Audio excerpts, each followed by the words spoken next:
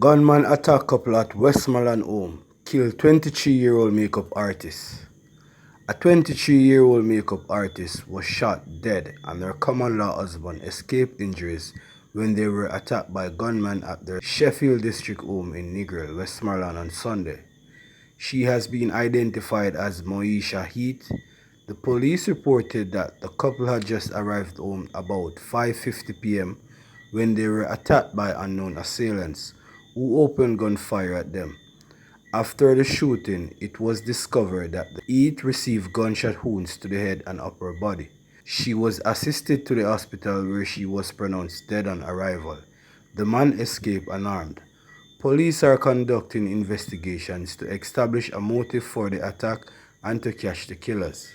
A Westmoreland man reportedly stabbed and killed his child's mother, ex-lover in Grange Hill, Westmoreland on Saturday, and is now on the run from the authorities.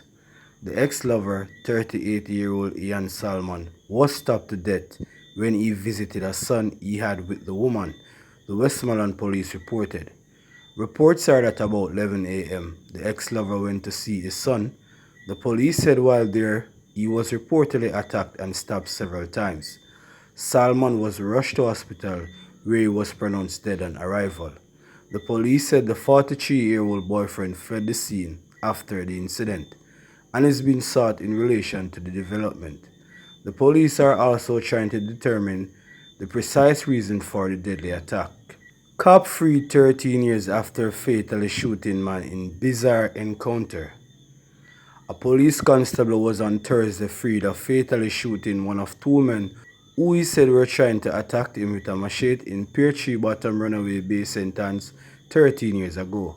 Constable Ransford Wisdom was found not guilty of murder and manslaughter in relation to the death of Murphy Joe Charles, who was shot on the night of August 18, 2010, and succumbed to his injuries a day later.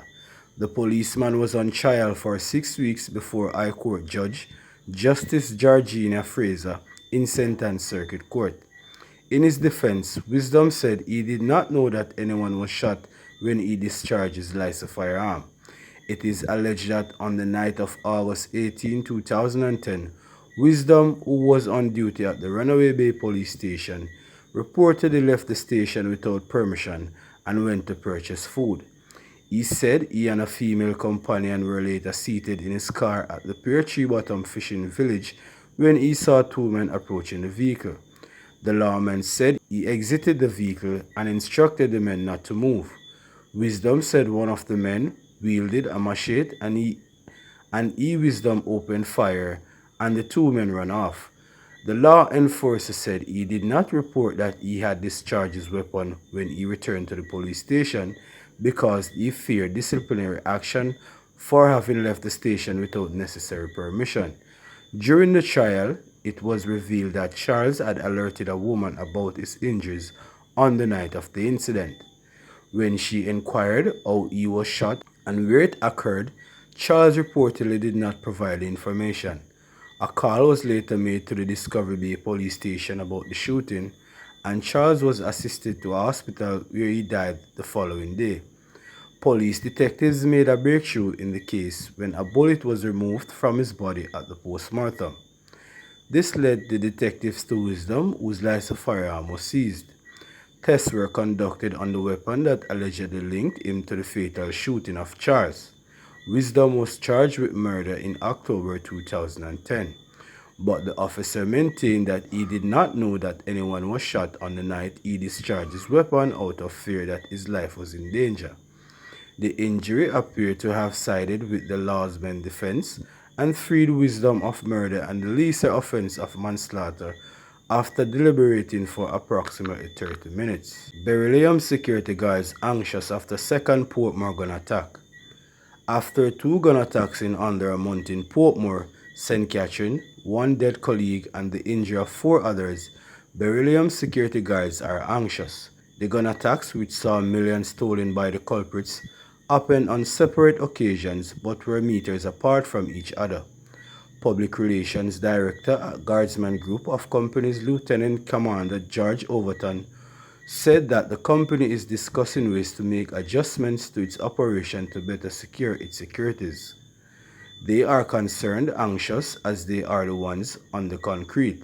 We are having talks as to what can be done to better mitigate against similar attacks. Overton said a day after gunmen launched an attack on a security team in the vicinity of Scotiabank at Brayton Parkway in Portmore while they were servicing an ATM in the area. Overton disclosed that there will be changes to how Beryllium carries out operations in Portmore and with banks. He pointed out that any increase in the cost of operation will within reason be borne by the customer. He said that things are challenging for the company and its workers. In February, two of the company's security guards were shot by armed thugs while delivering money at the Jamaica National Branch in Portmore Pines Plaza. One of the security guards died. In that brazen attack, the guards were in the process of moving bags of cash into the bank when they were rushed by the thugs who opened gunfire at them. In Sunday's attack, which occurred meters away from the plaza where the February attack happened, 3 security guards were shot. They were ambushed by gunmen at the Brayton Parkway Scotiabank and an intense gunfight ensued. Overton said since Beryllium is the largest security firm in Jamaica that moves the most money, it makes them an obvious target for robbers. When asked if the type of vehicles used to transport money in Portmore are adequate for the task, the Guardsman Group Public Relations Director said the company uses armored vehicles in their operations.